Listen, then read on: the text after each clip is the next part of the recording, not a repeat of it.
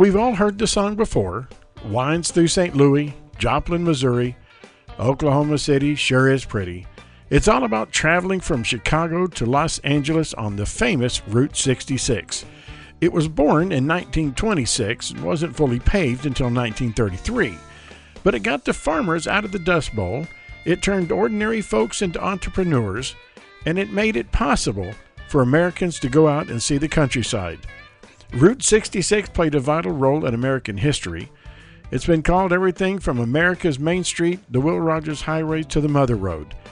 So join me, if you will, as we travel down this famous highway and have a little fun and learn a little history about Route 66.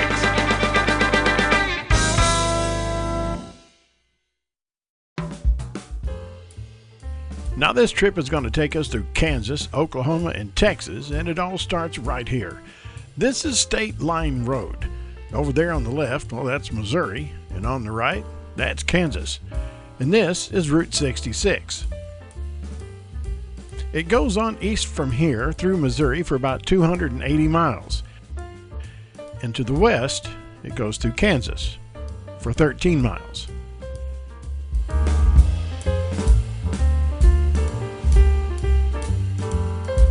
Now this is an original section of Route 66, and the first town you're going to come to pretty quick is Galena, Kansas. Now it don't take too long to find out how happy these folks are about having Route 66 here. Only 1.2 miles in is Luigi's Pit Stop. This is a great little art installation based on Disney and Pixar's movie Cars.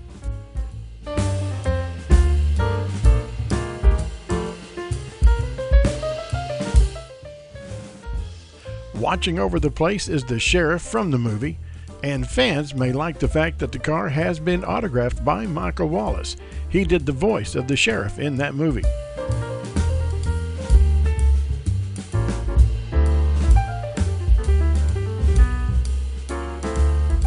This section of the installation appears to be set up for travelers to take a break, or have a picnic, or enjoy a family function. It's decorated with all types of artwork dedicated not only to Route 66, but to the Cars movie as well.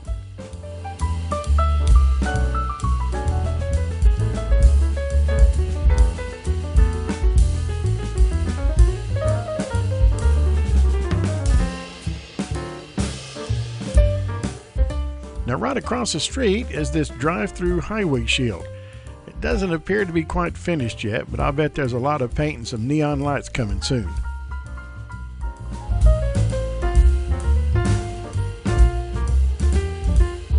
Now this guy here, this is Freck the Miner. Freck was a homemade muffler man. Freck was short for Freckles, and he represented the miners that used to be in the area and the artist's grandfather. But as luck would have it, Freck burned, leaving nothing else to look at but his boots.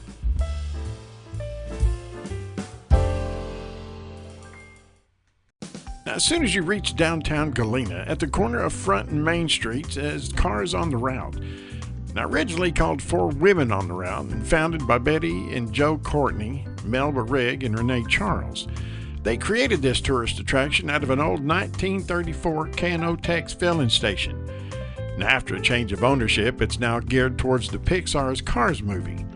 Here is Red and Tow Mater, and this is the actual mining boom truck that was the inspiration for Tow Mater in the first place. Now inside they sell snacks and local crafts and some souvenirs. Now the four ladies who originally opened this location were said to have sparked the revitalization of Route 66 in Galena. In the center of town is the Pappy Litch Memorial Park. Originally, this location was a federal way station, but the Galena Chamber of Commerce and the community got together and turned it into a downtown park. A little farther into downtown is the Gearheads Curio Shop. It's a restored 1939 Texaco service station. Now, after fully retiring, Army and Coast Guard veteran Aaron Perry of Wakarusa, Kansas, and Route 66 aficionado saw the old station while passing through town. He saw the for sale sign out front and, really wanting to own a piece of roadside history, bought the location in 2018.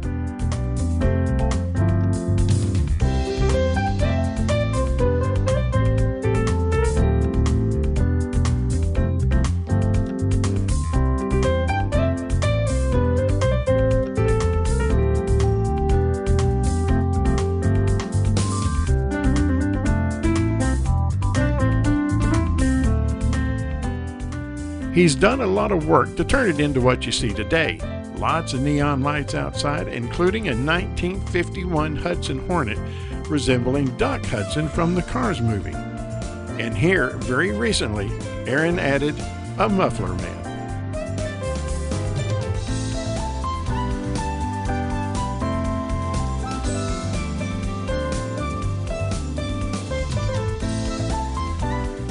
Now, Aaron has gone out of his way to make your restroom experience a memorable one, and I'll let him tell you all about it. So this is the key to the restroom. Because when I was a kid, if you went to a service station, the key would be on a hubcap or a rim or a yardstick or something like that. So my dad made a barn door style sliding door.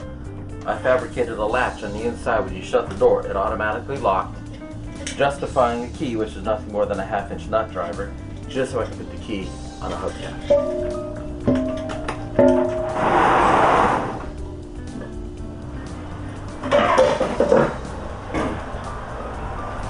So I wanted a pink restroom, so I got a pink 1952 toilet, pink and white checkerboard floor. My toilet paper is held up with a C-clamp and wrenches. My divider between the two is Model A Ford hood sides, so 1930 Ford hood sides. That's the urinal. It's a powder-coated funnel. These right here are so you know where to put your feet. That's the gas pedal that flushes it. Opens the water valve, goes to your Texaco oil can and sprays in the funnel. My sink is an oil drain basin with a brass gas pump nozzle. I heated and bent wrenches to hold everything in place. Foaming hand soap in an oil can. 58 Ford radiator. 59 Ford valve cover. 1960s GM air cleaner. And the swag lights are 1930s headlight buttons.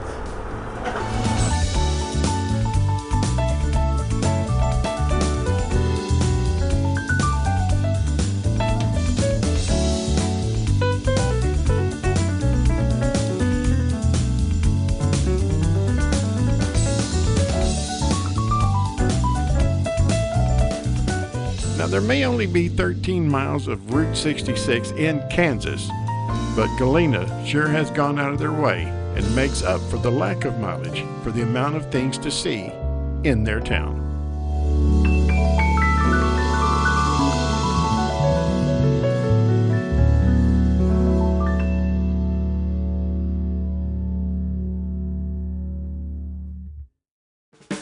Now, if you plan on motoring west these days, you have many options to skip around and see some of the more popular locations along Route 66, or you can take your time and travel down every drivable section of the old highway.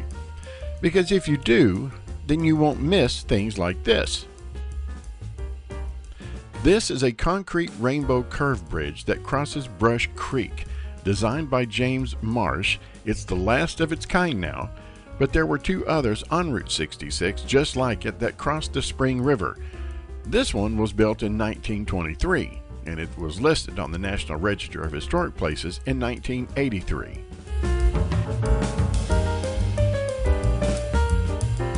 In Baxter Springs, you'll find this restored Phillips 66 filling station. It has now been converted into the Kansas Route 66 Visitor and Information Center.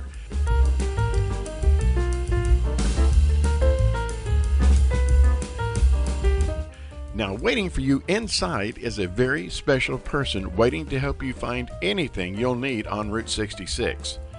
Remember this guy back at Luigi's? Well, meet Dean Crazy Legs Walker. Dean is the inspiration for the personality of the character Tom Mater in the Cars movie. All you got to do is just give him a minute, and he'll tell you everywhere you need to go on Route 66. Now, if you turn there at Foyle, go 5 east, you'll come to Totem Pole Park.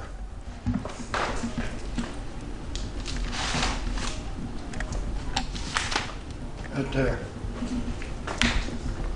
Turn off, be on 4-lane going into Claremore, turn off, go to Foyle 5 miles, you'll come to that. And go back, take it through Claremore. Now the gun museum, I don't think it's open today, it might be. But Will Rogers, go to the gun museum corner, make a right, all around, go up the hill, go in the Will Riders.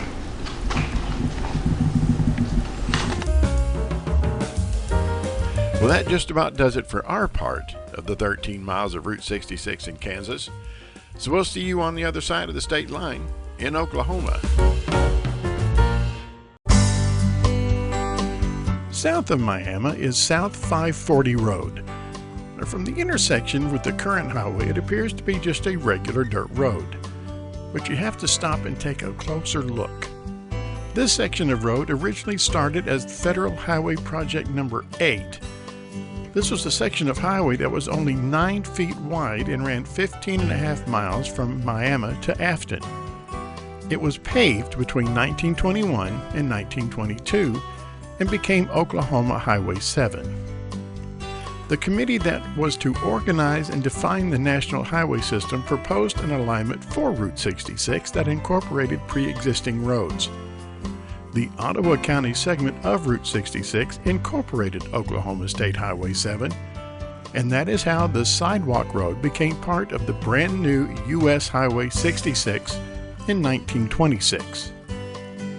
Only after the more wider section was paved in 1936 was this section taken out of Route 66.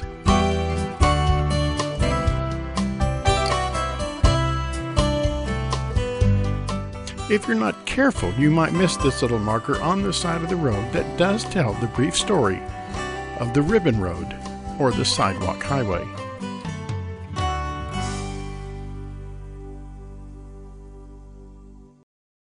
Now, in the town of Afton, Oklahoma, you'll find the cross-tar flag and tag. What is the cross-tar flag and tag? Maybe we just ought to show you.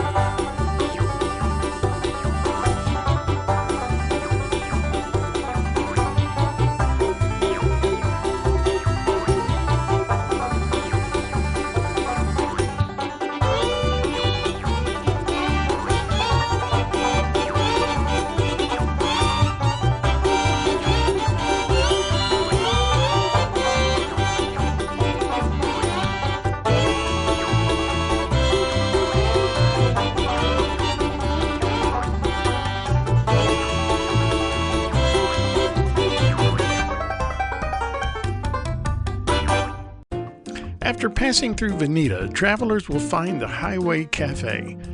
The cafe originally opened in 1963 by Tom Schwartz, where the cafe soon became a favorite stop for many travelers. Alan and Elizabeth Hilburn bought the location around 2011 and have kept Route 66 travelers well fed ever since. Inside the restaurant is a 1963 AMC Rambler that set a Guinness World Record for the number of stickers on it. 60,066 to be exact. Now, thanks to the National Park Service's Route 66 Corridor Preservation and the National Trust for Historic Preservation's programs, the vintage neon sign was rebuilt so it could once again beckon travelers in. It was relit with great fanfare on March 25, 2023, with a crowd of about 200 folks in attendance. Standing outside and greeting people to the cafe is Big Bill. Bill is one of the newer muffler men found along Route 66. He towers about 24 feet in height and at his feet a large suitcase. Now, Big Bill is named after the late Bill Wood, Elizabeth Hilburn's father. Now, standing off to Big Bill's right is the big Indian statue. It stands near the Western Motel. Now, the statue was sculpted by Rodman Schutt in Pennsylvania and was originally located on the Mohawk Trail in Chalmont, Massachusetts, where he stood since 1974. Now, the Western Motel was originally called the Quarter Horse Motel in the 1950s, and it featured stables for horses along with regular human-type rooms. It is also owned and operated by the Hilburns. Now, just outside of Chelsea, Oklahoma, along the original 1926 portion of the Mother Road, is the Pryor Creek Bridge. It was used as part of Route 66 from 1926 until the 1932 route was constructed. The bridge is 123 feet long and only 19 feet wide, and is a classic example of a Pratt through truss bridge, and is the last unaltered version of this type of bridge in Oklahoma. As you continue down this original route until it rejoins the 32 portion, you'll find the Chelsea Motel. The Chelsea was originally built between 1936 and 1939 and remained an active motel until 1974. It was a small mom-and-pop motel with only 6 rooms and is now on the National Register of Historical Places. Right next to the highway pointing the way is the old neon sign that was added to the hotel in 1947, and it warmly invited folks to stay at the Chelsea.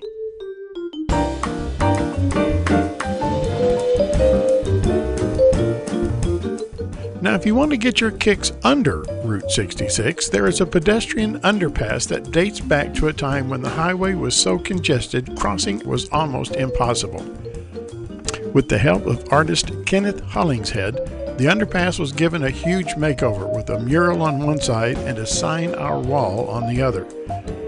Now, this is one of the few remaining underpasses along Route 66. On one end of the underpass is this beautiful directional sign with distances to many other Route 66 attractions.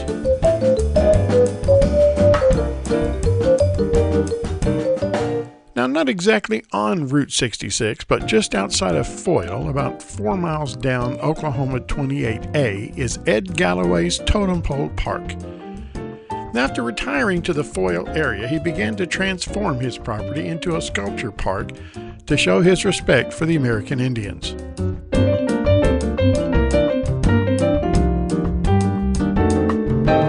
Totem Pole Park also includes Ed's 11-sided Fiddle House Museum, which contains many of his hand-carved fiddles, each one from a different kind of wood.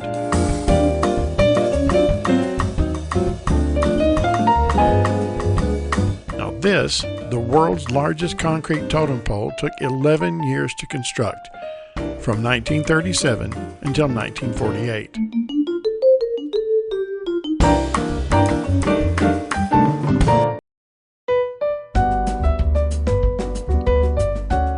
A little further along the highway, you'll find one of the more popular stops on Route 66, the Blue Whale of Catoosa. The Blue Whale was built by Hugh Davis as a surprise anniversary gift for his wife. She was a fan of collecting whale figurines, and he figured this would be the perfect gift for her.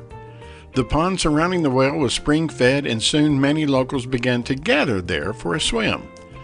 Davis then brought in sand, built some picnic tables, and officially opened it up to the public. By 1988, the Davises were unable to continue working the attraction, and soon the site closed, and eventually it fell into ruin. Then sometime around 2011, the local Hampton Inn and the citizens of Catoosa raised money for a restoration project, and soon the Blue Whale was brought back to life and remains an iconic stop along Route 66.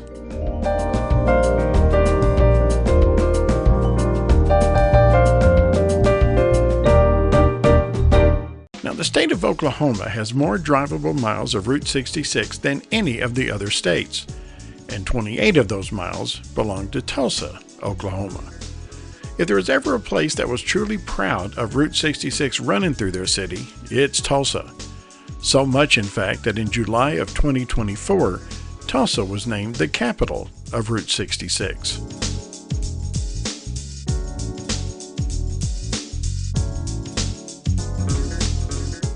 Once you get further into town, you'll discover there are multiple routes of Route 66 within Tulsa.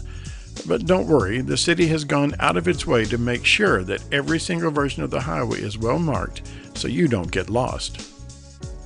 Now, along the original 1926 to 1932 route, at the traffic circle is the Route 66 Admiral landmark.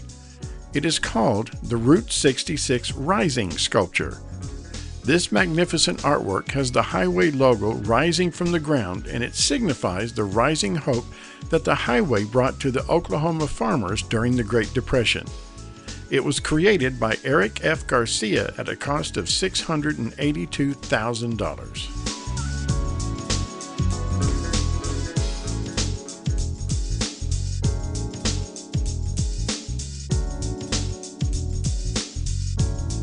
Then there are these two 1934 meadow gold signs. At one time, these signs were scheduled to be demolished, but thanks to a grant from the National Park Service and some other great folks, they were fully restored in 2017.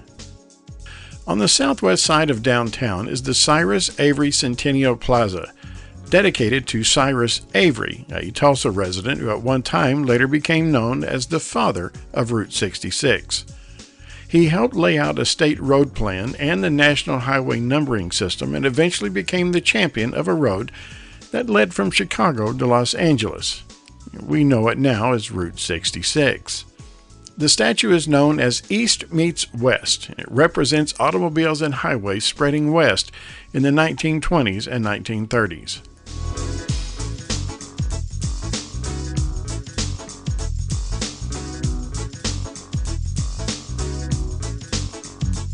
As a county commissioner in the early 1900s, Cyrus Avery oversaw construction of the 11th Street Bridge over the Arkansas River, and it was completed in 1915.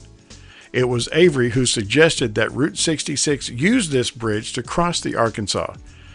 Because of his influence, Route 66 came down through Missouri, Oklahoma, and Texas, rather than taking a more direct path through the Midwest. This is now the Cyrus Avery Memorial Bridge.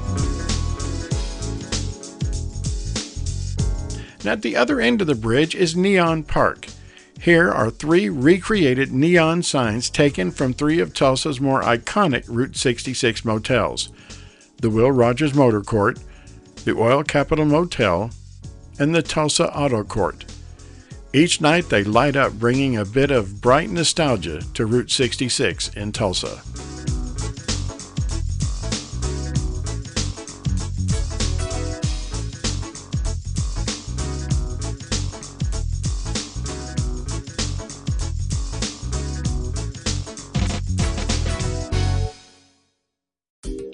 On the far southwest portion of Tulsa is the Route 66 Historical Village. It is an open-air museum dedicated to displaying equipment associated with Tulsa's rich oil history. Along with the Red Fork Depot Event Center are several fantastic displays to check out. There are some old vintage railroad cars, along with the Oklahoma Centennial Derrick standing 154 feet tall, and it is the largest derrick in North America. Then there's the Frisco 4500 steam locomotive. This 1942 484 Baldwin locomotive was assigned to pull the Meteor passenger train from St. Louis, Missouri to Oklahoma City and back on a daily basis. It was demoted to pull freight in the late 1940s and mothballed sometime in the 1950s. Now, when the village got it, it took them about 6 years to restore the engine to its exhibit condition and was brought to the village in June of 2011.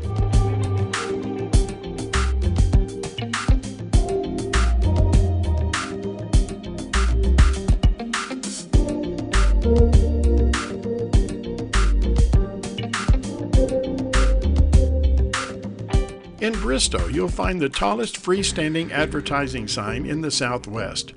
At over 100 feet tall, this was the Beard Motor Company's Chrysler Plymouth sign erected in 1949. Now, the sign went dark after the completion of the Turner Turnpike and after the owner had passed away.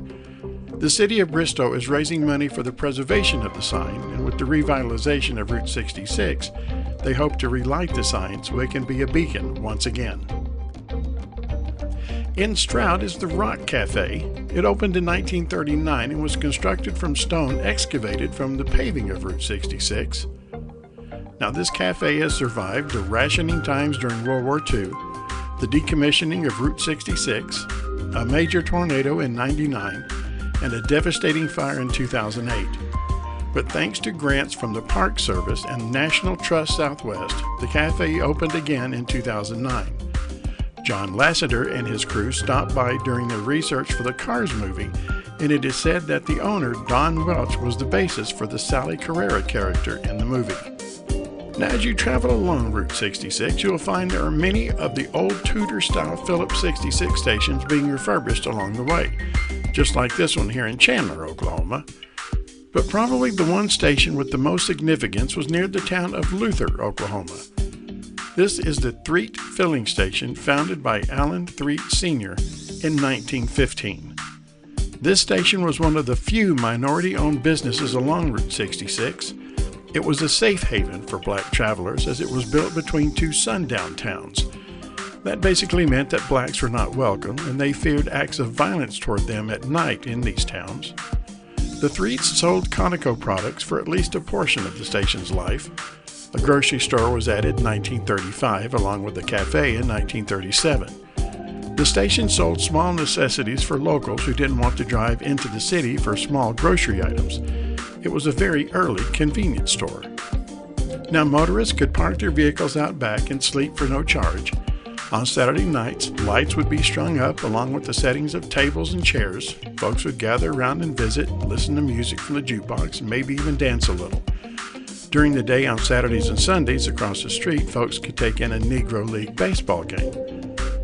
The National Park Service listed the Threet Filling Station on the National Register of Historic Places in 1995.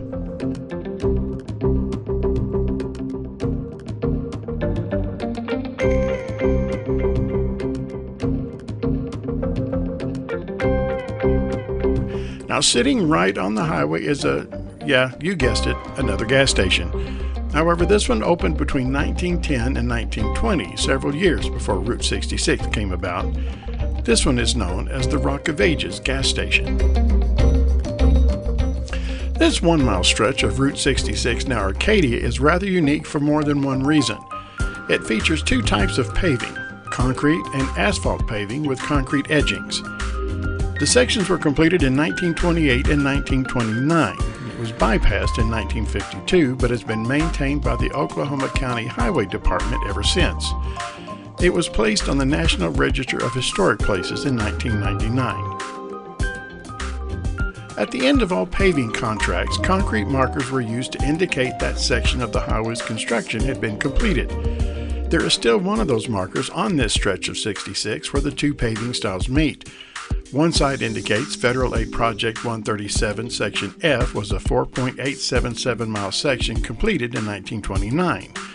The other side shows Project 138 Section G was a 4.058 mile section completed in 1928. The sign is aligned right on this concrete edge separating the two sections.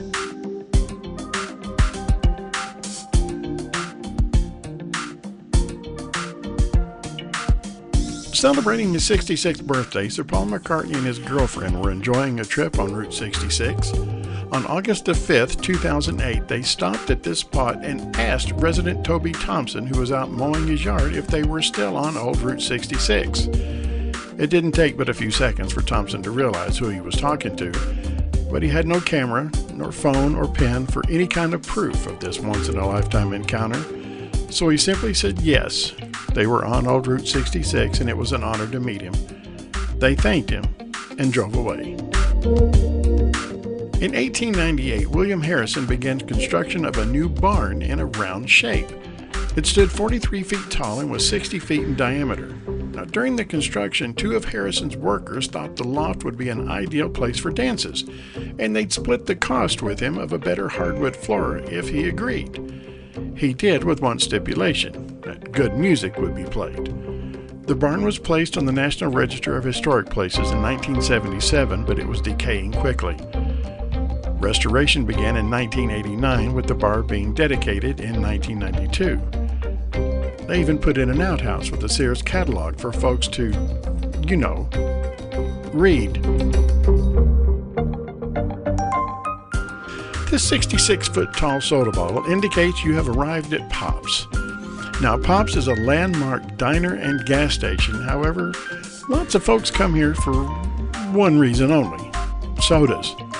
There are hundreds of them here for the taking. A lot of them are normal, but some have some very interesting flavors. You want to try some worm ooze? How about some elf elixir? Fungal fruit, anyone? Swamp juice? Got a hankering for some enchilada soda? Black olive? I'm just glad to know that the grass soda is made right here in the USA. Near the town of Hydro, Oklahoma, this over-the-drive designed gas station was originally built in 1927 and became known as the Provine Station. At some point, a small court was added for overnight stays. Now, Lucille and Carl Hammonds bought the business in 1941. They not only ran the business, but raised their 3 children here as well. Lucille operated the station for 59 years and became known as the mother of the Mother Road. She was placed in the Oklahoma Route 66 Hall of Fame in 1999. About 4 miles to the west, in Weatherford, Lucille's memory will always be kept alive at Lucille's Roadhouse. Now, out in the parking lot of the Route 66 Museum in Clinton is a fully restored Valentine diner. Entrepreneurs could order one of these prefabricated diners for only $5,000, complete with a grill, countertop, and stools. It would only cost them about $40 a month. It would be delivered, placed on a concrete slab, and could be fully operational within hours of delivery. In Elk City, you'll find the National Route 66 and Transportation Museum. It has displays and artifacts from all 8 Route 66 states. You can see some antique cars and view some historical documents about the highway.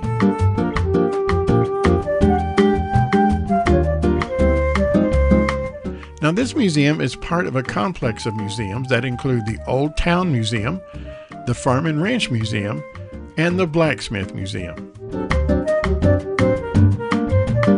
As you make your way through Oklahoma, you'll find there are several locations where the original Mother Road runs parallel to the more modern one.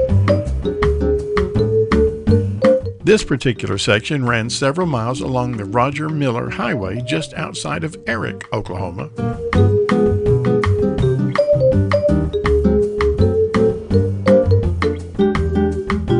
Now, Eric is the boyhood home of singer and actor Roger Miller. Now, Miller was actually born in Fort Worth in 1936, but moved here with his aunt at a very young age. This is the Sandhill Curiosity Shop. It's more like a museum rather than a shop, as nothing inside is for sale. But when it's open, you are free to browse through all of this entire eclectic collection of stuff and maybe enjoy some live music. Now, the Curiosity Shop may have served as an inspiration for Radiator Springs' Curio Shop in the Cars movie. But this collection is not limited to that one building. This is what's out back.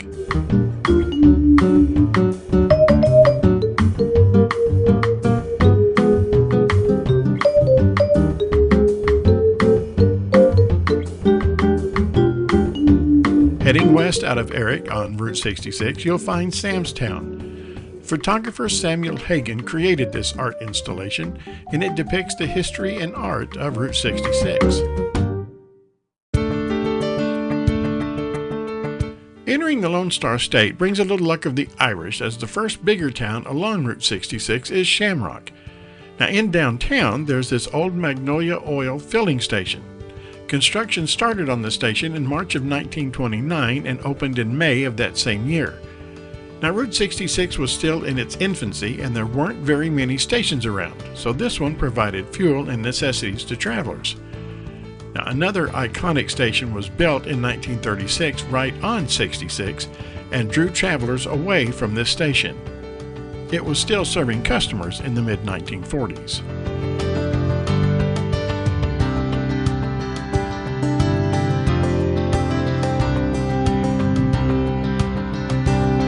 The other station, built in 1936, of course, is this Conoco Tower Station and U-Drop-In Cafe built by J.M. Tyndall and R.C. Lewis. Now, the original design of the station was supposed to have three separate structures: the gas station, the cafe, and a retail store, but the store wound up being just overflow seating for the cafe. The gas station portion is closed, but it still serves as a visitor center and a gift shop. The diner remains open with an assortment of sandwiches, tasty ice cream treats, and some candy.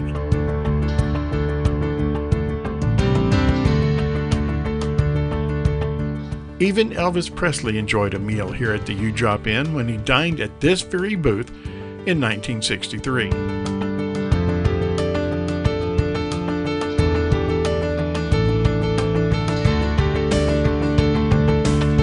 This building is surely recognized by all the Cars movies fans, as it was the inspiration for Ramon's body shop in the movie. Out back of the tower is a plaza dedicated to the Midnight Cowboy, Bill Mack. He was born in Shamrock in 1929. Now, aside from keeping truckers awake and entertained all across the country on WBAP radio, he was known for writing such hit songs as Blue and Drinking Champagne. This is the Leaning Tower of Britain in Groom, Texas. It was originally purchased by the city of Groom at an auction, but unfortunately it never met code and they were going to dismantle it. But it was purchased by Ralph Britton and placed at his tower fuel stop. He painted Britain USA on the side and installed it at a 10-degree angle as an attention getter. Sadly, the fuel stop burned down in the 90s and Ralph passed in 2000. His water tower remains as a tourist destination on Route 66. Welcome to Amarillo, Texas, the largest Texas city on Route 66. Now, if you're hungry, the stop to make is the Big Texan Steak Ranch. Now, R.J. Bob Lee opened his steak ranch in 1960, originally on Route 66. It was designed to cater to travelers along the highway, offering them a unique Texas dining experience. Now, it appears the original building still stands today. Now, after that old interstate was built and traffic along the Mother Road declined a bit, Lee picked up his Big Texan and moved it over to the new highway in 1971.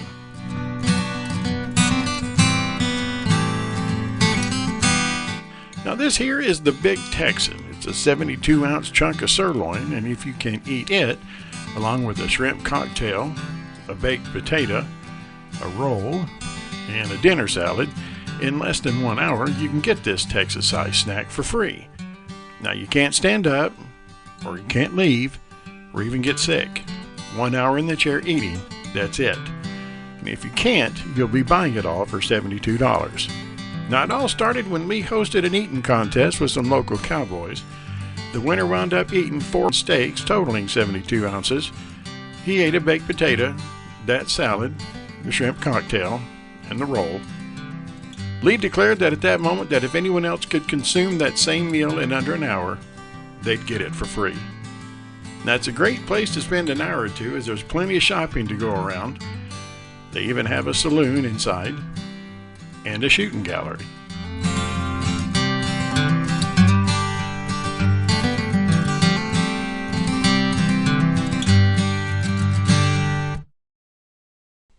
On the west side of downtown is the 6th Street Historical District.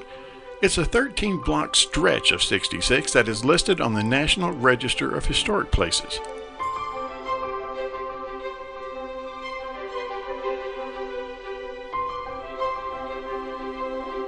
It's in the San Jacinto Heights edition, which was first a streetcar suburb, but changed up a bit to an eclectic retail mix during Route 66's heyday.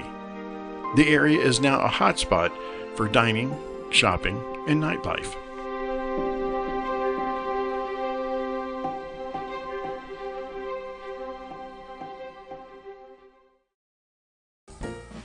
Now, of course, the main attraction in Amarillo on Route 66 is the Cadillac Ranch. Originally created by the art group Ant Farm, it was to be an interactive art installation that would pay homage to the automobile industry inspired by Route 66. The display consists of 10 Cadillacs half buried nose down at a 60-degree angle. They've been stopping travelers now since 1974. The ranch, of course, was the inspiration for Cadillac Canyon in Pixar's Cars movie.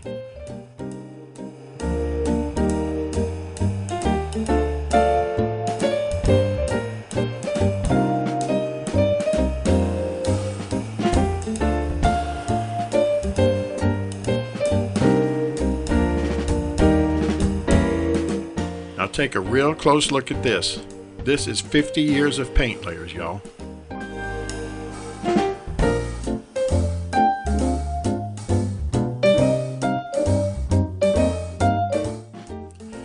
In this little section, the paint appears to be growing like stalactites on the underside of the car. There are all kinds of things painted on these cars: love notes, names, dates, and events. These two guys are celebrating being a part of Texas A&M University's class of 2027.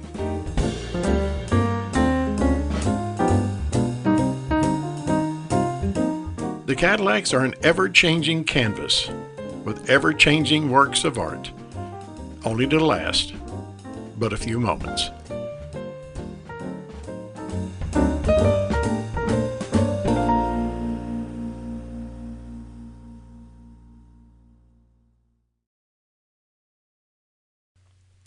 At the beginning of our journey, we started at the state lines of Missouri and Kansas, and believe it or not, after 4 days, we finally reached our journey's end. But we're only at the halfway point. This is Adrian, Texas. Adrian is the geomathematical midpoint of Route 66, 1,139 miles to Los Angeles, and 1,139 miles to Chicago, and we only visited a few of the sites along the way. There were many more. Now, also sitting right here on this spot is the Midpoint Cafe. It's the oldest continuously operating cafe between Amarillo and Tucumcari, New Mexico. Zella Kren first opened a barbecue restaurant here sometime in the late 1920s. In 1956, new owners kept the cafe open as Jesse's Cafe, along with the Humble Oil gas station next door. Ultimately, the cafe was bought by Fran Hauser in 1990, and it was her and her cafe that became the inspiration for Flo and Flo's V8 Cafe in the Pixar's Cars movie. Now, the big thing about the Midpoint Cafe, they're homemade pies. Now, Fran also had the Humble gas station next door and ran it as the Sunflower Station. It was an antique and souvenir shop.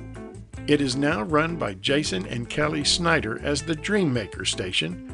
It's a wonderful gift and souvenir shop, and plans are to put some overnight cabins out back. But whether you're in the mood for souvenirs or not, you have to stop in. These folks are mighty friendly, and it's a great place to visit and rest up when you're ready to take on the rest of your journey down Route 66.